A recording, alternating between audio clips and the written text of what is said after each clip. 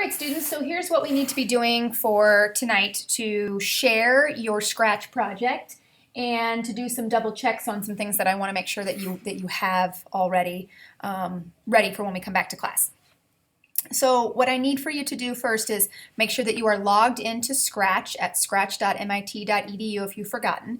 And once you are already logged in, you need to look up in the corner where it says your name or your username, that's mine, and you need to find where it says My Stuff and click on My Stuff. Now, you might only have one project in here or you might have multiple. I have multiple.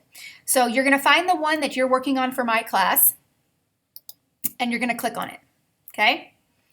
Now, we don't want to see inside of it right now because this is not about editing. You can edit it later. What I want you to do is I want you to look, this is a really small screen because we're talking about sharing it and I think this is a little bit small. So I want you to click on this blue box here that is the icon, okay? So I want you to, the icon for full screen, I want you to click on that and then at the top you're going to copy that link because that's the link that you're going to use for everybody to see when we do our celebration and everything together.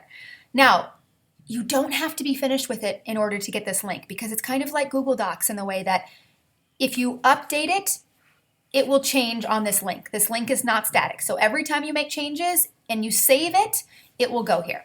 So you need to then click on the link for your Scratch project final links, which probably looks something like this, which is also on the haiku if you have not already clicked on it or if you've forgotten it. So you're going to find your class and you're going to then paste the link where it says link. And you'll know it's the right one because it will say full screen or something at the end about the full screen because that's the version we want. Now I do need you to hit the space bar to turn it into an actual link so people can click on it on their iPads later, okay?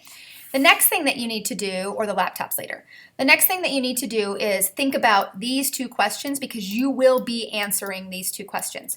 So even if you're not finished, you're gonna have to come back to answer these questions, or if you happen to be finished, that's fine too. So the idea is get the link from your Scratch, then go to your link chart, put it in, and answer these two questions. Now, I want to go back to your Scratch just in case we're not all finished, okay? So if you need to be working on this some more, you can click See Inside, and you can be dragging your pieces over. As you can see in my example, because I didn't want to give too many things away, it doesn't have anything on this particular one. But I also want you to do a double check to make sure that you have your info piece. We have talked about having one info piece on here with information about the time period or vocabulary, or if you look at your score guide, there are a variety of things that you can choose. Most people are finding it better to put it in one of the four corners, and you do only need one. One of the four corners is fine. You can make an icon or make a clickable icon. You can draw one, maybe a question mark or a light bulb, or you can go get one off of Google Images, make sure that it is reusable for modification, and put it in there. Anything that's like a light bulb or a question mark or a book or something that says information by the image, okay, that looks like it's information. And then what you probably want to do is make it play. You probably want to make it play after everything is done.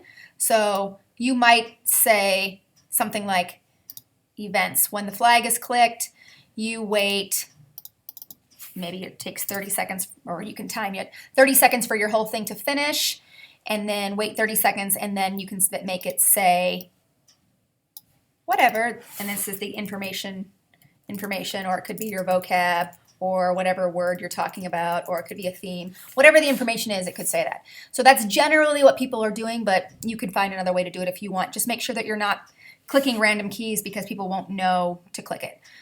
Or you could even say, instead of when the flag is clicked and waiting, it could just be click on the event in the corner. It could be when this sprite is clicked, it says that. That's another way to do that too. Any way that you want is okay. So I just want you to be remembering that you do need to have an informational piece, not just your characters and your text. All of that needs to be on there as well. The final piece that I want to remind you of is your Scratch project checklist. Now this is also on the Haiku webpage, and you should have put it in Notability. And I want you to be very careful about going through all the pieces on here and checking yourself off because you have time in this stage to fix any errors. And I want you to be honest with yourself. Do I have a 3? Do I have a 3.5? Am I missing part of this? Am I missing part of this?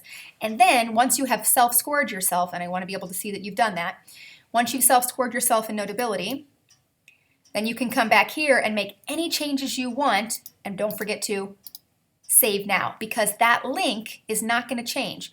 Right now we're in the editor version, but your final shared link is not going to change for this right here, okay? It's not going to change.